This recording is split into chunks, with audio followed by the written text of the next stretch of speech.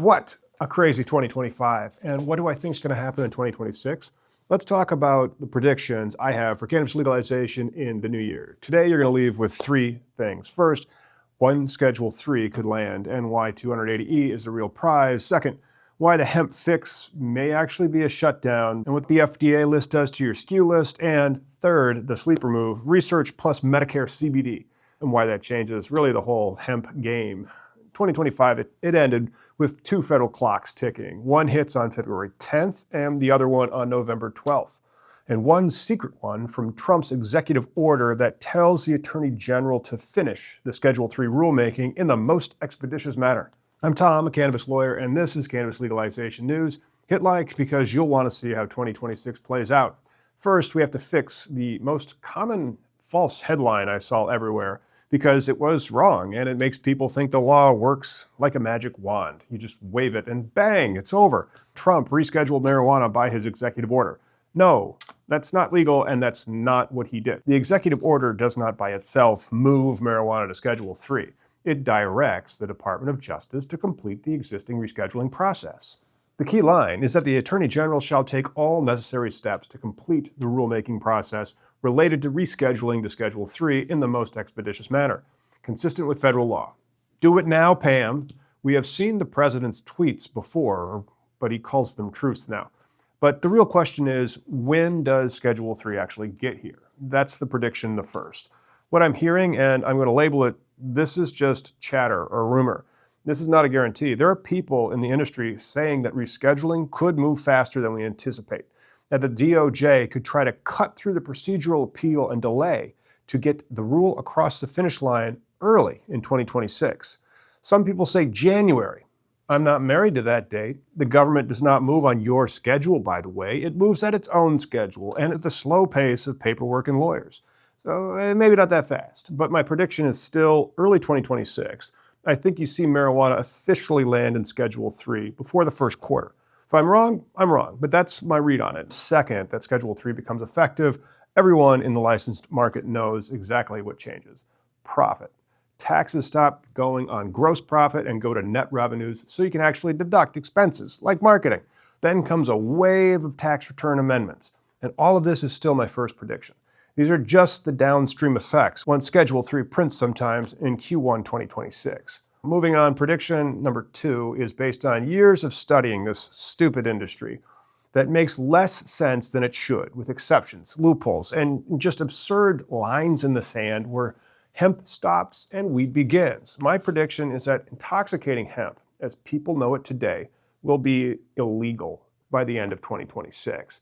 But only banks and the IRS do the enforcement, so it gets shut down and debanked. And any Trump administration allowance for what they think that the hemp definition should be still won't make it legal. Just like previous DOJ memos did not make marijuana operators legal, just free from worry of federal enforcement. Like the Cole memo, DOJ expectations for enforcing licensed operators in particular states, except for banking and taxes, but those aren't in the Department of Justice.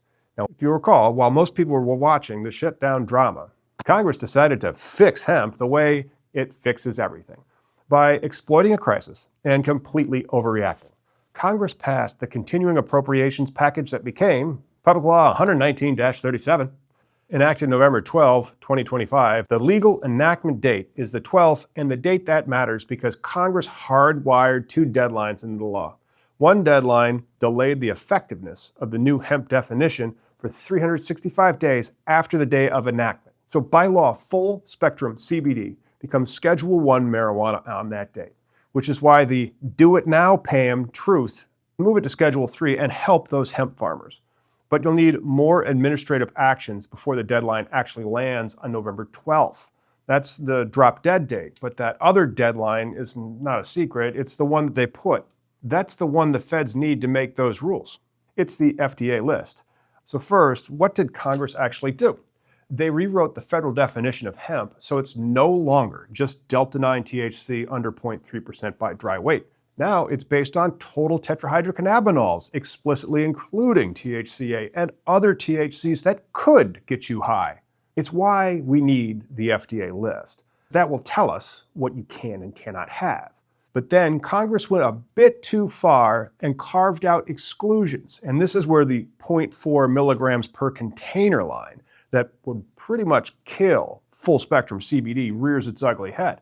The law says that hemp does not include any final hemp-derived cannabinoid product containing greater than 0.4 milligrams of combined total THC per container, including THC, and any other cannabinoids with similar effects, or marketed to have similar effects, as THC as determined by HHS. And Congress defines container as the innermost retail packaging, the jar, the bottle, the bag, the box, the can, the cartridge, the thing the customer actually buys. That's why the executive order itself says some full spectrum CBD will be controlled as marijuana under federal law when the new definition of hemp goes into effect. Because the threshold is so low that a bunch of products people think of as normal CBD get swept up into the controlled substance bucket and get debanked. Now here's the so what of my prediction. Congress will delay the hemp definition rewrite, and it'll become effective 365 days, which puts that around the November 12, 2026. So the industry has time, but not forever. Today, basically December 23rd, the USDA announced they won't enforce the DEA hemp lab testing rule again for another year. But that's a rule of theirs, not the federal law, where you find the 0.4 milligrams. But here's my prediction. That deadline is a cliff to illegality for a huge portion of the current retail hemp cannabinoid market. I don't think there will be enough political capital to change that statutory definition in time. It's hard to get Congress to pass anything in a year. It's a midterm election year. Congress already doesn't work the full year out of an election year. And in that year, it works even less. That's just reality. But that's not how Trump operates. His executive order doesn't just talk about marijuana rescheduling. It also orders a political and legislative fix for hemp-derived cannabinoid products. The order assigns the job to the Assistant to the President and Deputy Chief of Staff for Legislative, Political, and Public Affairs, no idea who that is, to work with Congress to update the definition of final hemp-derived cannabinoid products so Americans can still access appropriate full-spectrum CBD, while preserving Congress's intent to restrict products that pose a serious health risk. In plain language, it's saying, we want full-spectrum CBD, but we're not trying to get products basically designed to get you high. And then the order tells you what the fix is supposed to look like. It calls for real regulatory framework. It points towards an upper limit on THC milligrams per serving with per container considerations and CBD to THC ratio requirements. That's the outline of a system that distinguishes full-spectrum CBD from intoxicating hemp candy sold at the gas station. And here's the key part that makes me think the November 26th deadline is still going to be messy, even if the White House wants a rescue of CBD. The order pushes the agency to develop research methods and models utilizing real-world evidence to improve access to hemp-derived cannabinoid products in accordance with federal law and to inform standards of care. That's the show your work, do science requirement. Without that data, you can't responsibly draw the line between appropriate full-spectrum CBD and this is just a marijuana product with a hemp label. Without data, every line becomes politics. And if it becomes politics, it becomes lawsuits. And delay. So yes, the White House is basically saying we're not going to try to protect gas station Delta 8. We're going to protect appropriate full-spectrum CBD. And it's telling you the way to do it is a serving-based standards and ratios, not a microscopic per container switch between unscheduled hemp and Schedule I substances. Now here's the twist that many people miss.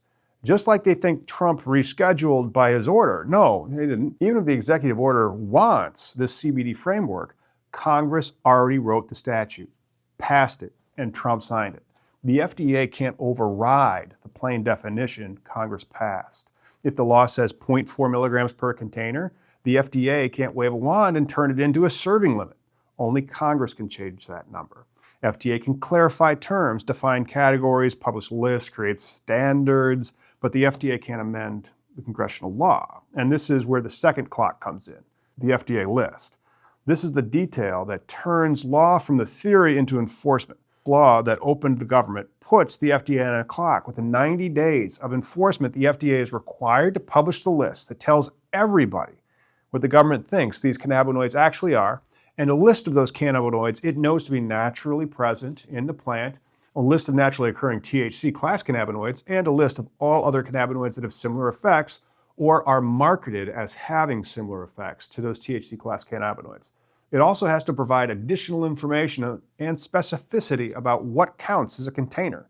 So do the math. 90 days after November 12th lands on February 10th, 2026. So by mid-February 26, FDA is supposed to deliver the classification ammunition. Who is in the hemp lane and who is just shoved back into unlicensed controlled substances territory? And this is why those lists matter. Congress wrote these exclusions so they don't just depend on how much THC is in something.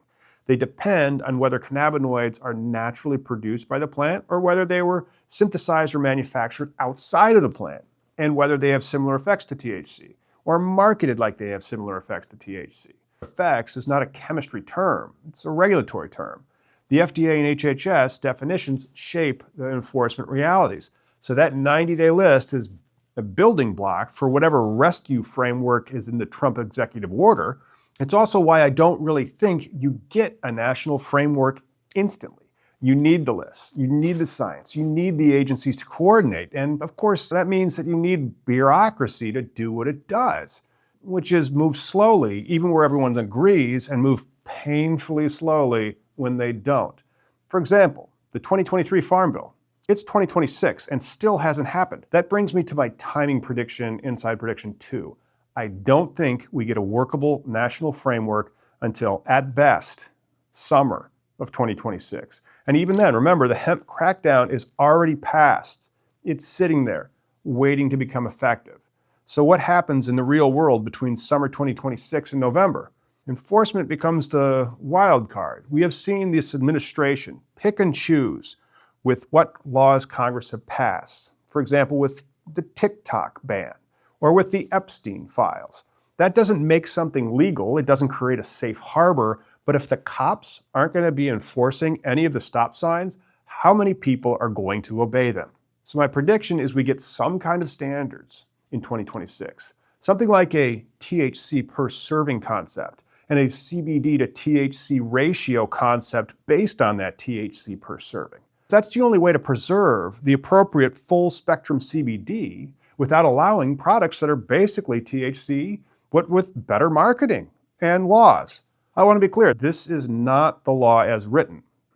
The law as written is the 0.4 milligrams per container threshold. That's why this entire area is going to be messy until Congress actually changes the statute. And that's the second big opportunity of 2026. The shakeout and the scramble as hemp tries to get rescued, get redefined, or get selectively enforced. My third prediction is the slam dunk and the long game. It's the one prohibitionists fear the most because it changes the story from politics to medicine. I hate when facts get in my politics. Don't tell me what I know in my gut to be true and confuse my brain with your stupid facts and data. Schedule 1 has been the federal government's official position on marijuana that it has no accepted medical use for 50 plus years. That's the propaganda premise baked into the Controlled Substances Act. But Trump's executive order basically admits, which the last administration admitted, it states HHS found a currently accepted medical use, and it references scientific support for marijuana being used for things like pain, chemotherapy-related nausea, and vomiting. And the order is blunt. Pardon the pun, Schedule 1 didn't just stigmatize, it strangled research dead. It kept doctors and patients stuck in this ridiculous world where millions of people are using cannabinoids. The medical system doesn't have enough real guidance, especially for seniors and people on multiple medications. The executive order pushes the agencies to build these research methods and models using real-world evidence. The point is to measure outcomes and inform standards of care, including standards that affect lawful hemp-derived cannabinoid products. So that's why it matters, the bridge from a wellness product to a medical standard. When you have standards of care, you don't just get better medicine, you get whole new markets. You get doctors who can recommend products with confidence, dosing that's based on evidence instead of guessing and vibes, man. And experimenting. It's experimental use only peptides. Now the goal is not to replace prohibition with a big pharma monopoly. The goal is to end the lie and build access. But from a pure market standpoint, research is a long-term legitimizer. It takes time for the data to come out, and it's what makes the industry harder to demonize. and easier to integrate into mainstream healthcare. So you can get that CBD covered by Medicaid, as Dr. Oz mentioned. We'll see how that shakes out. It will get better with honest research into cannabinoids for medical use. And that creates my three big predictions heading into 2026. I think rescheduling lands early in the year, the big prize, 280E relief once it's effective and operators can finally be taxed like normal businesses. I think hemp hits a massive turnover in the summer or fall as FDA lists and agency standards start to appear, but you have that regulatory legal cliff sitting there in November of 2026, and I don't think Congress moves fast enough to change it because they don't have the data or the political will during the midterm election. But I also don't think that'll matter because the Trump administration will come up with this new ratio-based THC-limited policy, and that will be what they claim will be their enforcement priority.